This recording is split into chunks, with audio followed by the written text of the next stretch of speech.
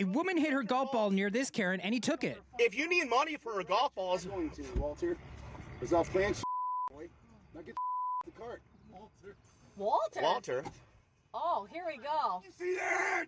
Oh. That's what you spend the heck. You want to test God? You come get it. Oh, what's going on?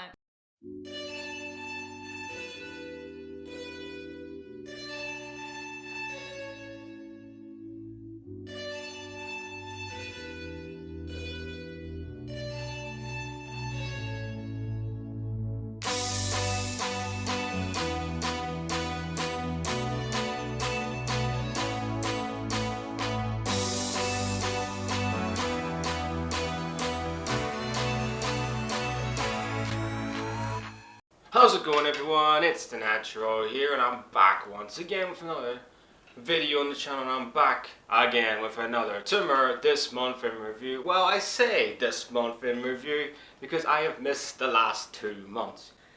I'm not really going to get into the details of why I haven't made a video in the last 2 months, especially with the show. Let's just say I was on vacation, many other things going on in my life, so I don't want to get into the whole nitty gritty of it because I don't think anybody gives a flying F about what I do in my personal life. But anyway, but I'm back, and for this one time only special edition video, I decided to do a recap of what has happened in the last 2 months.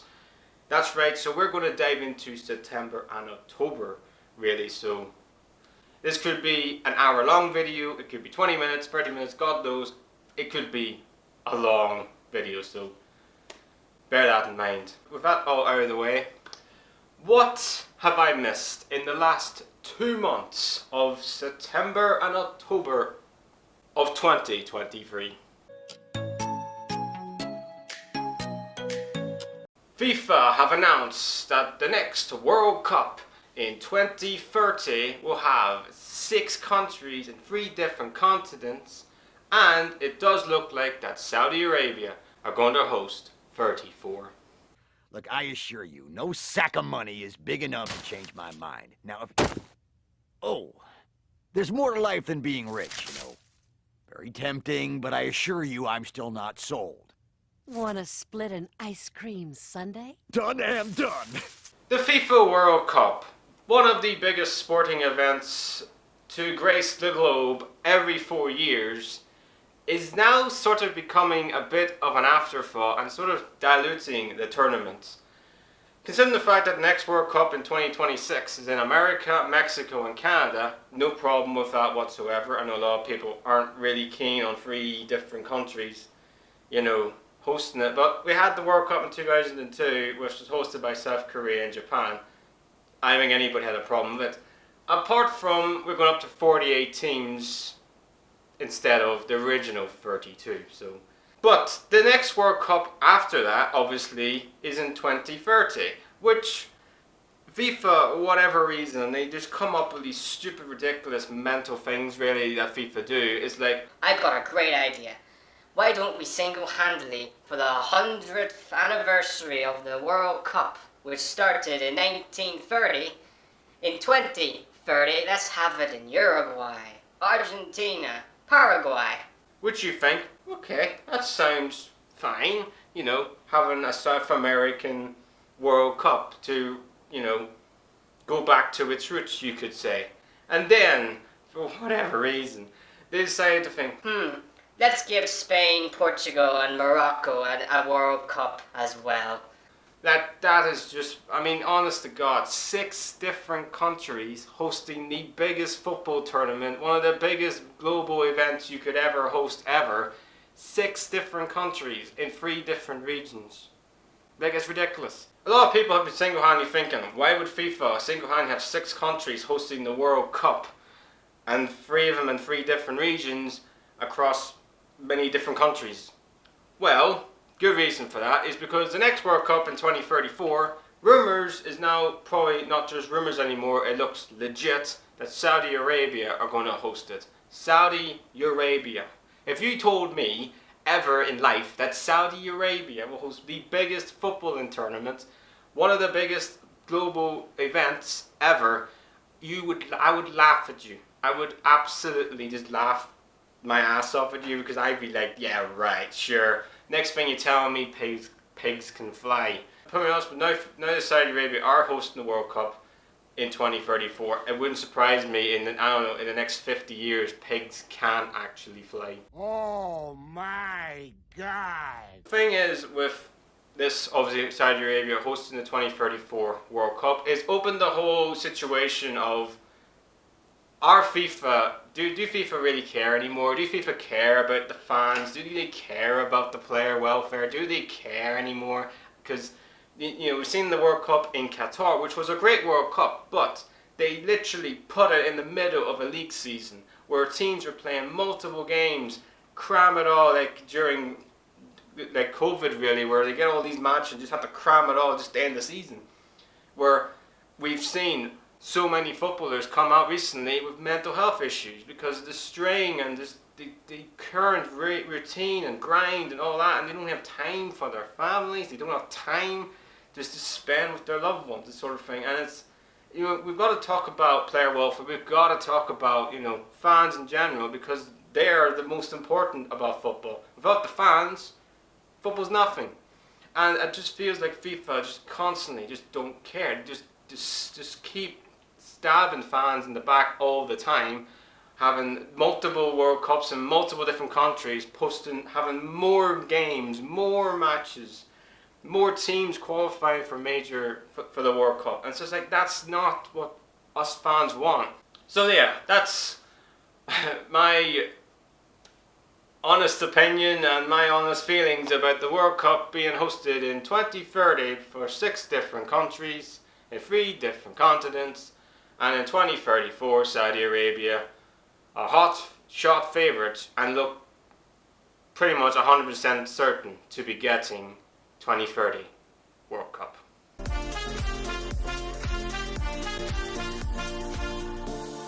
Yeah, have you ever seen the film Braveheart? Yes, Mel Gibson. Yeah. Do you remember the old man in the loft? Yes. Or the leper? Yeah. I'm him. You know, if you've got a bank full of money, Don't even have to have a cock, do you? they can imagine you've got a cock like a fucking elephant. I appreciate what you're saying. Jonathan Ross has been on the phone. Pierce Brosnan will be on the phone. The Queen will be up with some medals. He's come out of my nutsack. Whatever the British and the government's got against us, it must be serious. Because they've tried everything, apart from shooters. A little lad's fighting his heart out here and get robbed in his own town. And British judges, you ought to be ashamed of yourselves, you political bastards. You can be 65, look like John Medic, and you're pulling a 25-year-old bird. Or some robot saying, yes, how can I help you? You can't help me today, because I've got my own brain. Now what I want you to do, there's no waiting around. I want you to go today. Shapton Mallet, pig. Are you listening to me, pig? I said it, fucking quit. I said it. No believe in John Fury. I could get in that G-Wagon and pull myself a 22-year-old. Because they're not looking at me, they're looking at the motor. Oh, he's got a few quid. He can provide a bit of security. And they will blow you off all night long, just for that reason. I'm not going to say things to please you, because you've had a bad day. If I think you're wrong, I'm going to tell you you're wrong. And if I'm wrong, I want people to tell me I'm wrong. Not kiss me backside and say, okay, that wall's made of chocolate biscuits when I know it's not. You know them false teeth, I'm going to knock them straight for the back of your head, my friend. So don't you worry about that. You've got to fight. Don't you worry about that, mate. Good day to you and God bless you as well. Amouranth. Oh man, where do I even start with this? Amouranth, for some reason only, has released a brand new beer. But the secret ingredient to this beer is, and I cannot believe I'm saying this, her own VJJ yeast. Drink deep from these cups. The bear urine will make you strong. Amouranth Pussy Beer. It's been 2 months since I did a TMIR video, and obviously I have to talk about the elephant in the room that is this woman. Honestly, I feel like it's the symbolism of the show. We have to talk about Amouranth doing something completely ridiculous, or selling something completely ridiculous, or someone doing something completely ridiculous. But yeah, Amouranth, one of the biggest streamers, maybe even now you could say one of the biggest influencers. The amount of things that she's influencing recently, it just baffles my brain. This is a woman who single-handedly has been doing hot tub streams. God knows what the hell she's doing with ASMR, and sold her own farts in jars. But now she's hit the legit wacko, whatever you want to call this, mental new beer that she's sold, or that she's actually going to be selling, because it's made of her own vagina yeast. I cannot for the life of me freaking stand how someone in the actual freaking beer industry thinks that this is legit good for people, and second of all, it just goes to show this chick would sell anything. Honest to Christ the Lord, it's mental. You think of the whole ex-husband situation, which I talked about, which is obviously important to talk about. I mainly just talked about it to raise awareness on, you know, people struggling in domestic abuse relationships. And if you are one of those people, do seek help, because it's not great, to say the least. But I honestly thought her whole persona of the sexual content that she does, and that we all know that she is, was all a charade. It was all just something like smoke and mirrors sort of thing. But it turns out, nope, this is what she is. But anyway, I'm not going to go in detail with this because I don't care. If you want to know about the details of Amouranth's new beer, go watch someone else's videos, because I am not going in detail with this, because it is worse than you can imagine. It's just, I don't know how the Polish beer supplier who make this, why? Just, I don't, oh man, I haven't said this for a while. I do question the human race at times, I really, really freaking do. Oh my god.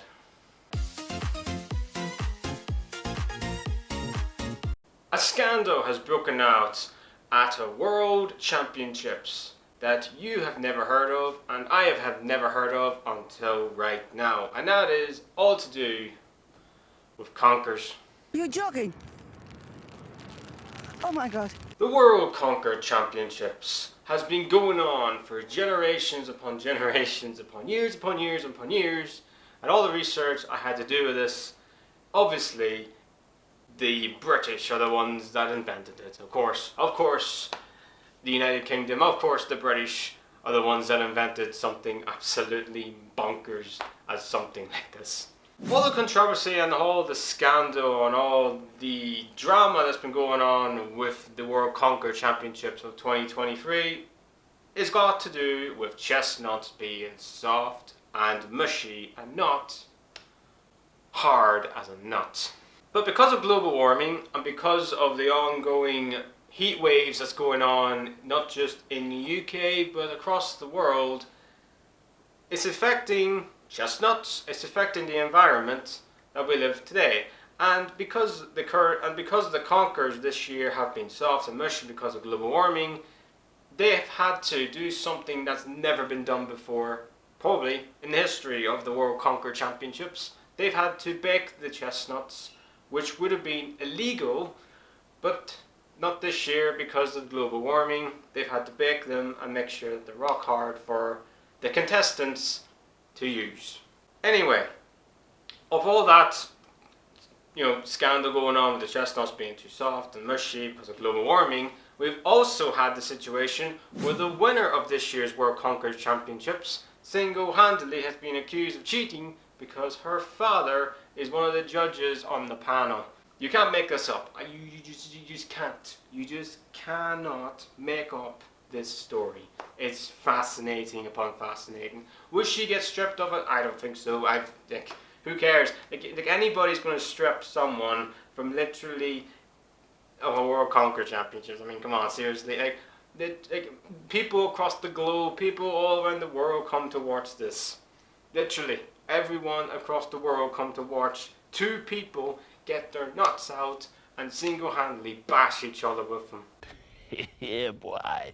So yeah, that's the whole massive controversy and scandal to happen in a sport you've never heard of, in a sport I've never heard of until literally doing research for this video. the World Conker Championships of 2023.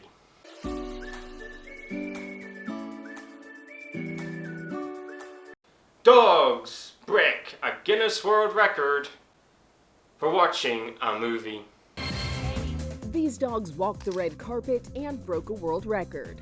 The Mighty Pups. Paw Patrol, an animated series about a group of 6 rescue dogs, has been a hit with the preschool crowd. But the movie premiere set out to grab a different audience, or pawdience, dogs themselves. Over 200 dogs and their human families attended an outdoor screening of the new film. Guinness World Records was on hand to see just how many pooches came out to see the fictional dog superheroes. To count towards the record, the dogs had to be over a year old, be checked by veterinarians at the premiere, and must sit in place watching the film for at least 10 minutes. Today, Paw Patrol the Mighty movie and Paramount Pictures had a total of 219 dogs. It's a new Guinness World Records title. Congratulations. This event beat the previous record of 199 dogs at an outdoor theater. And while the pups seemed to enjoy the movie, only one of the dogs was willing to give a review on camera. And that brings a whole new meaning to puppy love. So everyone, that's it. I have another video on the channel, and then I have another TMIR This Month In review. Or you could actually say TMIR recap, because I'm recapping everything that's happened in 2 months. But anyway, if you think that Amouranth releasing her own mental, what we ever want to call this insane beer that she's releasing, and she's probably the only type of person that can actually release this without getting cancelled, is just lean back and headbutt that motherfucking like button. You can also follow me on my social media platforms. Link is just down there in the description. I hope you all have an amazing day out there. Stay safe and healthy too. Please like, subscribe. The Natural is out.